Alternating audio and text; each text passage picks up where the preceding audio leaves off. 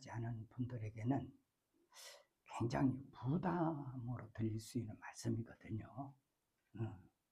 그래서 어떤 면에서는 그 신앙생활을 이렇게 오래 하지 않은 분들은 도리어 유익지 못한 말씀이 될 수도 얼마든지 있습니다.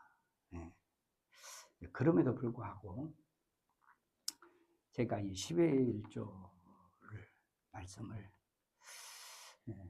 같이 나눠야 되겠다고 생각을 한 이유는 10의 1조에 대한 내용들이 요즘에 유튜브나 여러 매스컴을 통해서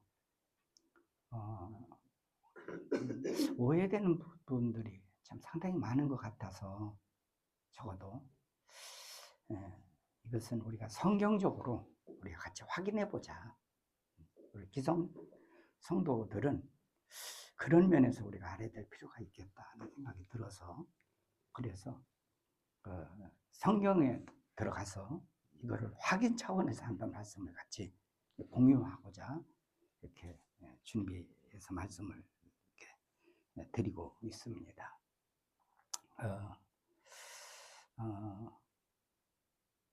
11조에 대한 말씀들을 듣고 좀 마음에 부담을 느끼는 것보다는 우리가 성경을 이해하는 쪽으로 생각하시면 좀 좋겠다는 생각이 듭니다. 지난 시간에는 창세기 14장에 나오는 그 아브라함이 살렘왕 멜기세덱을 만나 11조 드렸던 얘기를 말씀드렸고요. 이어서 같은 내용인데도 소위 이제 신약시대 또는 복음시대라고 일컫는 그런 히브리서 7장의 말씀을 통해서 복음시대는 11조를 어떻게 말씀하고 있는가 여기에 대해서 아브라함 멜기세덱에게 11조 드린 내용을 이렇게 살펴보았습니다.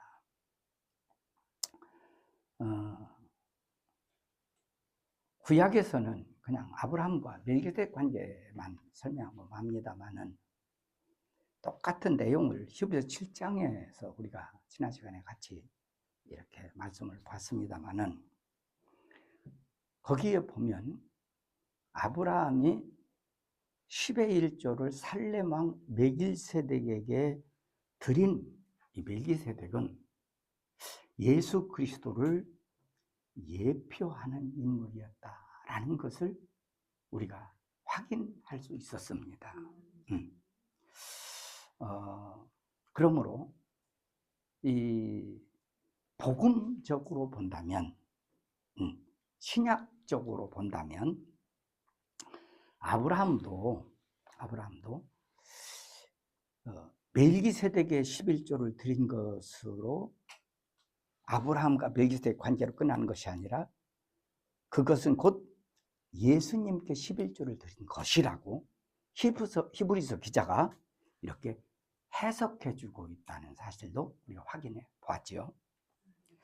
그뿐만 아니라 심지어 율법에 따라 10의 1조를 이렇게 받는 입장에 있는 그런 소위 이제 이스라엘의 12지파 가운데 레위 지파에 속해 있는 레위인들까지도 뭐라고 말하느냐면 그들도 아브라함의 허리에서 난 자다. 아브라함의 씨에서 난 자다. 이렇게 말하면서 그들이 아브라함 이후에 출생한 자지만 씨로 본다면 그들이 아브라함 안에 있을 때에 아브라함이 멜기세덱 즉 예수 그리스도에게 10의 1조를 낸 것이라고 한다면 그들도 예수님에게 11조를 낸 것과 같다. 이렇게 히브리서 기자가 설명하고 있다는 말씀도 보았습니다. 이어서 오늘은 이제 족보상으로 본다고 한다면 아브라함의 아들이 이삭이잖아요. 그죠? 또 이삭의 쌍둥이 아들이 누구였죠? 에서와 야곱이었잖아요. 그러니까 아브라함과 이 야곱의 관계는 할아버지와 손자의 관계다라고 볼 수 있겠지요. 족보상으로 본다면. 예, 오늘은 야곱의 11조에 대해서 생각해 보고자 본문을 봤습니다. 그러나 사실 오늘 우리가 함께 읽은 이 본문은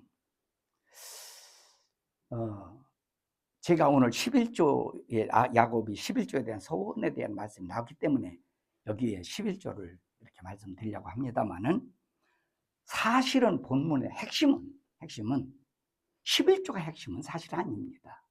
예. 그것보다는 하나님의 뜻이 야곱이라는 사람을 통해서 어떻게 이루어가는가, 이것을 다루고 있는 내용을 담은 것이 사실 오늘 본문의 내용입니다. 근데 그 중에 뭐가 나와요? 10의 1조 얘기가 나오기 때문에, 그래서 10의 1조를 그런 맥락 속에서 말씀을 좀 드리고자 이렇게 본문을 선택했습니다. 이 본문을 이해하려면 사실 앞에 있는 내용도 우리가 충분히 이해가 되어야 본문이 좀 이해가 쉽게 될 수 있는 말씀들이거든요. 그러나 그 얘기들은 우리가 뭐 다 넓게 할애해서 다 볼 수 있는 것은 아니니까 그것을 약술해서 좀 제가 말씀을 좀 1차적으로 드리고, 그리고 이제 말씀을 본문으로 들어가야 되지 않나 생각이 듭니다. 우리가 성경을 볼 때 어느 입장에서 보느냐라고 하는 것이 매우 중요합니다. 어느 입장에서 보느냐. 네. 어떤 사람은 성경을 볼 때 언제나 인간 입장, 우리 입장, 자기 입장에서 성경을 보는 사람도 있고, 어떤 사람은 사람의 입장이나 세상 입장이 아니라 하나님의 입장에서 성경을 보는 경우가 있는데, 여러분, 제가 여러분에게 한 가지 꼭 당부드리고 싶은 것은 성경의 주체는 인간이 아니라 하나님이십니다. 하나님, 그분이 세상과 인간을 통해서 당신의 뜻을 어떻게 이루어 가시는가, 이게 성경의 맥이에요. 이게 네. 이거를 무시해버리고 그냥 성경을 하나의 문학적인 그런 요소로만 대하다 보면은 오해와 오류가 많이 생길 수 있습니다. 그러므로 여러분에게 제가 당부드리고 싶은 것 중에 꼭 하나는 뭐냐면, 누가 이렇게 하든 누가 저렇게 하든 간에 우리는 우리 입장에서 인본주의적인 것으로 성경을 볼 것이 아니라, 언제나 성경은 하나님 편에서, 소위 이것을 신본주의라고 말하죠. 하나님의 입장으로 성경을 꼭 대할 것을 여러분에게 정말 권합니다. 주체가 다르기 때문에 그렇습니다. 그래서 사람의 입장이 아닌 하나님의 입장으로 성경을 봐야 성경을 볼 때 오해가 생기지 않는 것이 되거든요. 왜 제가 이 말씀을 드렸냐면, 오늘 본문에 나오는 중심 인물이 야곱이잖아요. 근데 이 야곱이 오늘 본문에 이런 사건이 일어나기까지는 야곱과 야곱의 부모의 관계를 무시하고는 본문을 볼 수가 없습니다. 그래서 야곱이 그 부모들이 어떻게 그 자녀들을 어떻게 이렇게 케어했는가라는 것을 우리가 생각해 볼 필요가 있는데, 야곱의 부모들이 그들이 자기 자녀들에게 행한 일을 우리 입장에서 인본주의적으로 본다면 이삭은 그가 낳은 쌍둥이 두 아들 중에 큰아들 에서만을 편애해서 사랑하고 둘째 아들인 야곱을 외면한 것으로 우리가 볼 수 있습니다. 그래서 이 이삭이 자기 두 아들을 놓고 이렇게 이야기를 나누는 사건하고 리브가가 자기 두 아들을 놓고 어떠한 일을 행하는 그런 장면을 놓고 볼 때에 이삭은 큰 아들을 편애하는 것으로 나오고 그 엄마 리브가는 작은 아들 야곱을 이제 큰 아들에서는 도외시한 채 야곱을 편애하는 그런 부모의 얘기가 되고 마른다는 얘기를 아마 여러분도 많이 들었을 거예요.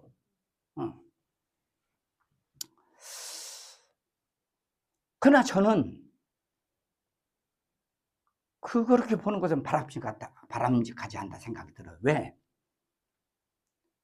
이미 앞에서 말씀드렸지만 성경은 인간 중심한 인본주의적인 그런 말씀을 담고 있는 것이 아니라 성경의 주체는 누구라고요? 하나님이시기 때문에 하나님 중심한 신본적인 그런 입장에서 하나님의 뜻이 어떻게 이루어가는가라는 내용을 담고 있는 것이란 말이에요. 네. 그러므로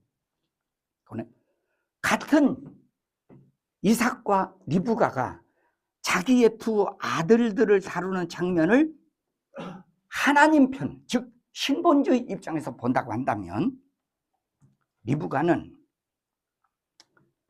두 아이 쌍둥이를 수태했을 때 하나님으로부터 리브가는 계시를 받지요. 그렇죠? 뭐 계시받은 내용이 어떤 것이냐라는 것은 자세하게는 담고 있질 않아요. 왜 담을 수가 없냐면 어떤 내용을 글로 담다 보면 그걸 축적해야 되잖아요. 그러니까 자세하게 담을 수는 없는 것이 아마 성경은 기록 당시 현실이 아니었나 하는 생각이 듭니다. 어쨌든 리브가는 하여튼 두 쌍둥이를 수태했을 때 하나님의 계시를 받은 건 분명히 기록에 나와 있는 것을 우리가 확인한단 말이에요.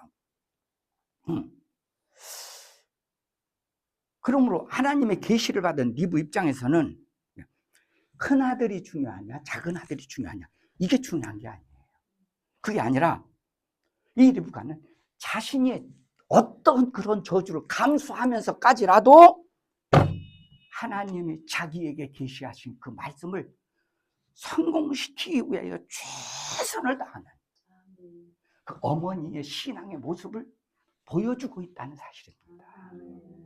이걸 이렇게 봐야지 자꾸 그 인본적인 입장에서 이삭처럼 큰 아들을만 사랑하고 리브가처럼 작은 아들만 사랑하고 편애하는 이런 이야기로 본다면 할 말이 없어요. 그게 아니거든요.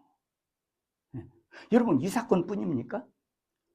우리가 좀 읽기도 좀 쑥스럽고 말도 안 되는 것 같은 그런 그 유다와 며느리 다말의 사건 얘기도 우리 입장에서 본다면 어떻게 성경이 이런 것을 담아놨냐? 어떻게 이런 사람이 예수님의 족보에 이 땅에 우리를 위하여 구원하실 예수님 족보에 이런 사람이 들어갔냐? 이렇게 볼 수 있어요. 이해할 수가 없죠. 어떤 면에서 그런 성경은 좀 찢어내보고 싶은 그런 생각도 들 수 있을지 모릅니다. 그러나 여러분 하나님의 입장에서 봐보세요. 그럼 다른 각도로 보여요. 예? 예. 왜? 이것이 성경에 가지고 있는 하나님의 의도이기 때문에 그렇습니다. 그러므로 하나님의 계시를 받지 않았던 이삭은 뭐 당시에 뭐 하나의 시족사회, 하나의 부족사회 속에서 그들이 가지고 오던 그런 당시의 고대 근동지역인 메소포타미아 지역의 어떤 전통이 있을 거 아니겠어요. 가문의 전통. 그 전통대로 이삭은 에서에게 모든 권한을 물려줄 계획을 갖습니다. 여러분, 이것은 이삭이 잘못한 게 아니에요. 저는 그렇게 봐요. 하나님의 계시를 하나님의 이삭에게 주지 않았기 때문에 이삭 입장에서는 그럴 수밖에 없잖아요. 사람이 늙어서 눈은 잘 보이지 않고 죽을 날이 얼마 남지 않은 그런 입장에서 어쨌든 자기의 어떤 부족의 족장의 권위를 넘겨줘야 되는데, 여러분 같으면 어떻게 하겠어요?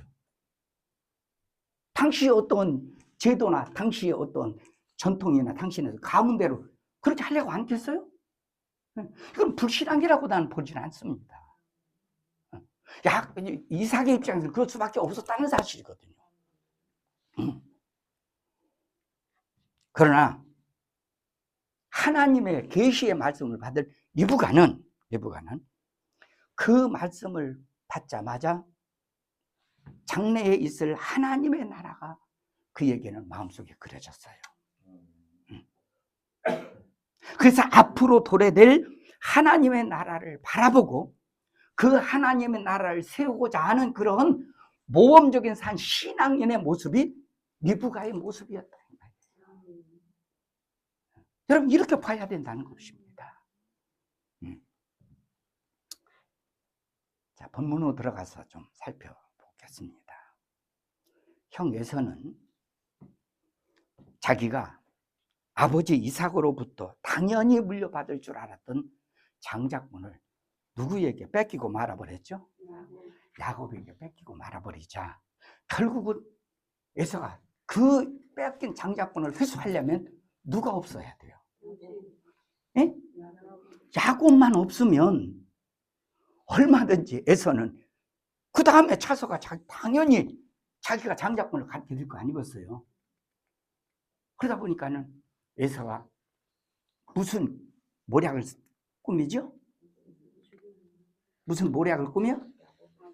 야곱을 죽이려는 계획을 세웁니다. 그 사실을 이삭도 알게 되고 리브가 부모가 알게 됩니다. 뭐 여기에 대해서도 질문하고 싶은 마음들이 많이 생길 수 있어요. 왜?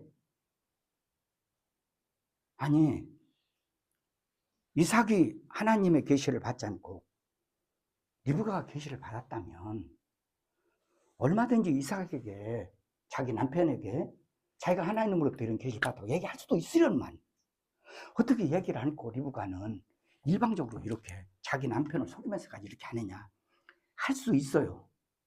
여러분, 그러나 이것도 리브가 입장에서 생각하면 충분히 이해가 된다고 봐요. 예, 충분히. 예. 예를 하나 들어볼까요? 아무리 부부라도요 여기 소중한 것이 있어요. 이걸 남편에게 알리는 것보다 알리지 않는 게 유익하다라고 생각된다면 어떡할래요? 예? 혹시 이것이 알려져서 상처가 되고 문제가 되는 것보다는 잘 안 알리는 게 유익하겠다 하면 안 알리려고 하겠어요? 안 하겠어요? 예를 들어 옛날에 우리 어머니가 하나님 앞에 11조를 내는데 막 11조를 낼 때 이제 아버지는 그때쯤 되면은 이제 눈이 이만큼 커져. 아버지 눈이. 어머니는 어떻게 하면 아버지가 없는 찬스를 살릴까? 그래가지고 아버지가 장에 간다든지 아버지가 무슨 남의 제사집에 간다라고 한다면 이때라. 그때에 그 아랫집에 사는 사촌 형을 불러들여서 막 별을 막 가만히 담아서 방아쇠서 빨리 걸어보내라. 알려서는 유익이 안 되니까. 예? 도리어 하나님의 일이 지장이 오니까. 예? 예. 거기에 따라서 목사님들마다 또 해석을 하는 경향들이 다 똑같지는 않더라고요. 예? 어떤 분은 그렇게 남편을 속이면서 도둑질하는 것을 하나님 기뻐하겠냐? 응? 근데 또 어떤 목사님은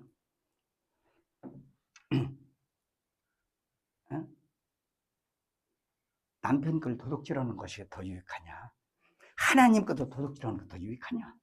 네. 그러니까 같은 목사님들끼리도 얘기하는 것이 달라. 근데 참 감사한 우리 어머니는 하나님 편에 섰다는 사실이에요. 그게 너무 감사하고. 이게 야곱과 누구지? 이삭과 리브가의 관계도 이와 같은 상황이다 그 말이에요. 네. 그런데 어쨌든 그 관계가 지금 에서에게서 누구에게로 넘어갔어요? 야곱에게로 모든 이제 영적 권위라든지 그 가문의 모든 권위가 다 인계됐다 그 말이에요. 된 후에 어쨌든 아들을 살려야 되잖아요. 형제간의 싸움에서, 그죠? 그래서 이 부모가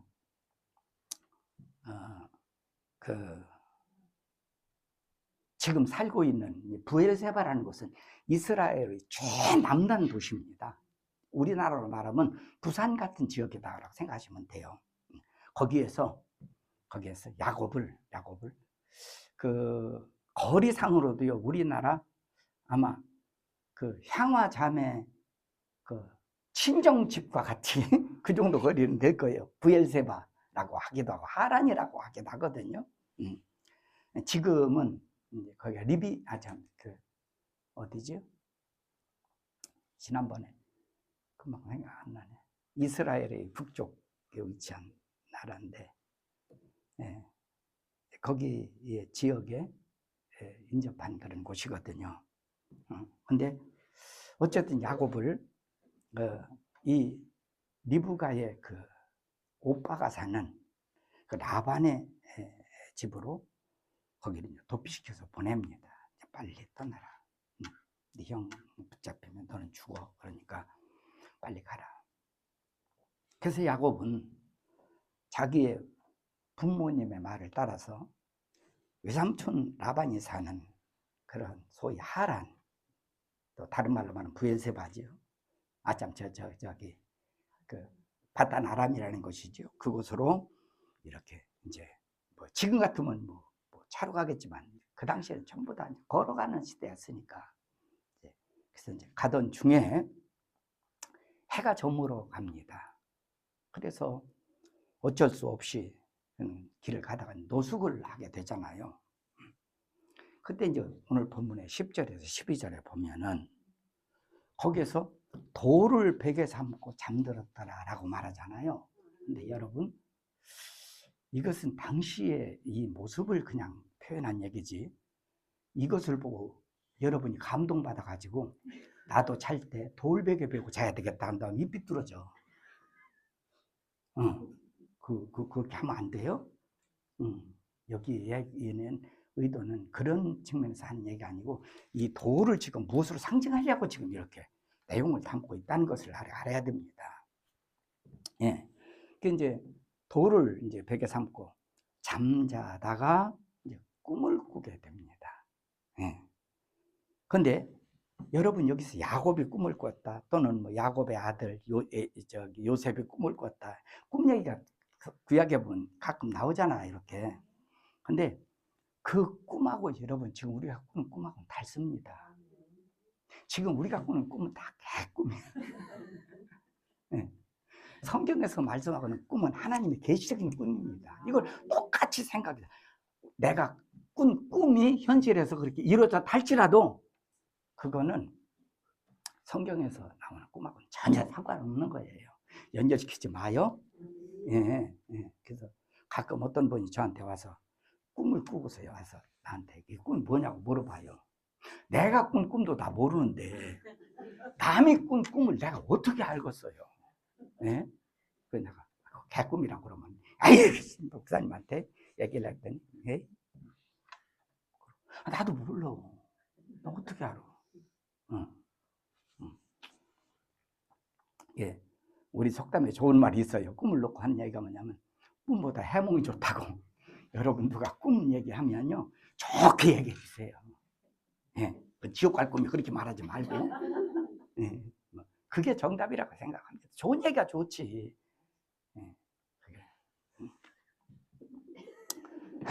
근데 이제 꿈을 보니까 이제 꿈에 이제 사다리가 야곱이 지금 누워 있는 그런 그 곳에서 하늘 높이 사다리가 하나 이렇게 놓여 있는 거예요. 놓여 있는데 그곳에 천사들이 오르락 내리락 하더라 그 말이에요. 천사들이 오늘 이렇게 봤잖아요. 그죠? 예. 그리고 또 그 올려 보니까 사다리 꼭대기에 거기에 하나님이 계시더라 그 말이에요. 여러분 이 이야기도 참 우리가 좀 잘 이해를 해야 되는데 뭐 시간 관계상 얘기를 다 못하네요. 저는 모르겠어요. 제가 엊그제도 어떤 분하고 얘기할 때 그 얘기도 했지만서도 저는 설교를 하려면 본문 얘기하기도 시간이 막 너무 쫓기는데 본문 얘기 외에 다른 얘기를 설교 시간에 한다는 게 나는 참 대단하다. 예, 무슨 능력으로 그렇게 할까? 저는 얘기를 못 하겠어요. 본문 얘기도 막 바쁜데 얘기하기가 시간이 쫓기고 막 그래서 하다가 막 줄이고 하고 싶은 얘기도 막 끊고 막 그러는데 어떻게 그렇게 할까 생각이 들더라고요. 이런 얘기들을 뭐 이제 후에 또 기회가 된다면 말씀을 드리도록 하겠습니다. 왜냐하면 그 모세 시대 때 보면 이스라엘 백성들이 모세에게 막 항의해요. 당신 통해서 하나님의 말씀의 뜻을 우리가 알고 싶지 않다. 하나님이 직접 오셔서 이제 말씀하게 해달라. 막 모세를 죽이려고 하니까 모세가 백성들이 막 쿠데타를 일으키니까 하나님한테 가서 하나님, 저 백성들이 내 말은 쉽고 하나님이 직접 와서 말씀하고 하나님 뵙고 싶대요. 그랬더니 알았다고 하나님이 이스라엘 백성 찾아오시는 걸음소리에 이스라엘 그 한 200여만 명이 광야에서 엎드려져서 고막이 파질 것 같다고 오시는 발자국 소리만 듣고 그 얘기도 있어요. 그죠? 예. 그 다음에 예수님은 뭐라고 말해요? 나 외에 하나님을 본 적 없다. 아버지를 본 적 없다고 말해요. 몇 번씩이나 신약에서 그 얘기를 해요. 그런데 모세가 하나님을 뵀어요? 안 뵀어요? 아브라함이 하나님을 뵀어요? 안 뵀어요? 아니 창세기 13장에 보면 아브라함이 아브라함이 세 천사를 만났잖아요. 그 중에 한 여호와께서 아브라함과 만나 대화하잖아요. 소돔을 멸한다고. 아브라함도 하나님 만났다 그 말이에요. 그죠? 여기서도 야곱도 하나님 만나요. 이 얘기 같은 얘기. 이것은 다음 말씀을 드려야 이해가 될 것 같지. 지금 시간에 그 말씀드릴 상황도 아니고 그렇습니다. 어쨌든 지금 본문에 보면 천사들이 사다리를 타고 오르락 내리락 했다. 여러분 왜 천사들이 사다리 타고 오르락 내리락 했대요? 예? 운동원을 하고 그랬나? 16절 말씀을 보면 뭐냐? 하나님이 야곱과 함께 하셨다. 동행하고 계셨다는 사실을 꿈으로 보여준 사건이라고 우리가 이해하면 좋을 것 같습니다. 그리고 13절에서 15절을 보면 하나님이 사다리 꼭대기에서 이제 야곱에게 말씀 이렇게 하시는데 뭐라고 말씀하시냐면 하나님이 먼저 자기소개를 해주셔요. 그죠? 그 다음에 두 번째는 하나님이 야곱과 야곱의 후손들에게 지금 야곱이 누워있는 그 땅을 주겠다. 가나안을 얘기합니다. 그 땅을 기업으로 주겠다고 이제 약속을 하시고 세 번째는 땅만 약속하시는 것이 아니라 야곱의 자녀들을 땅에 티끌같이 많게 하겠다, 적게 하겠다, 많게 번창해 주겠다라고 약속해 주십니다. 그러면서 야곱에게 뭐라고 말하냐? 내가 어디를 가든지 내가 항상 너와 함께 하겠다고 말씀을 해 주시지요. 그리고 16절에 보니까 야곱이 잠에서 깨요. 깨서 일어나서 야곱이 뭐라고 고백합니까? 하나님이 여기 계신 것을 내가 알지 못했도다 라고 말을 해요. 하나님이 여기 계시는 것을. 그리고는 야곱이 베개로 삼고 자던 돌을 기둥으로 세우고 그 위에 기름을 부었다. 이따가 때가 되면 말씀드리겠지만, 쉽게 말하면 여기 이제 야곱이 저를 봐요.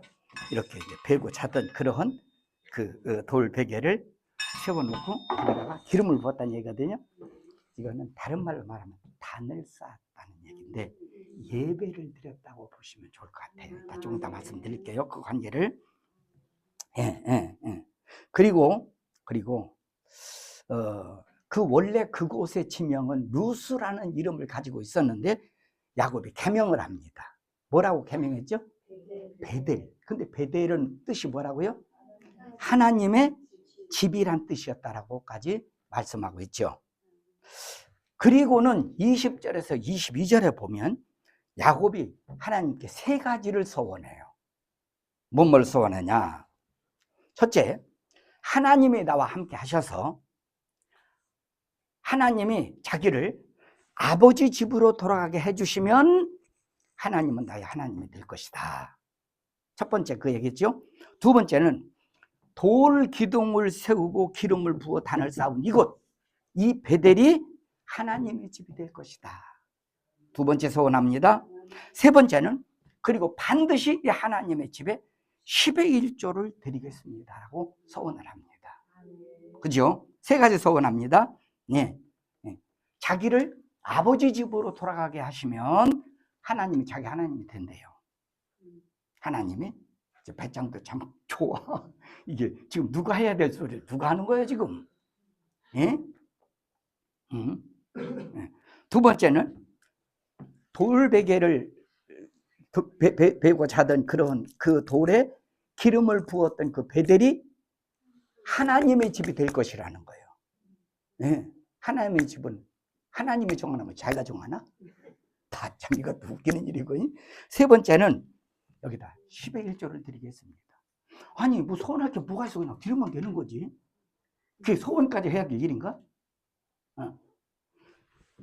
여러분, 오늘 이 야곱의 세 가지 신앙 고백, 이것을 좀 더 세 가지를 하나씩 나눠서 생각하고 마치려고 합니다.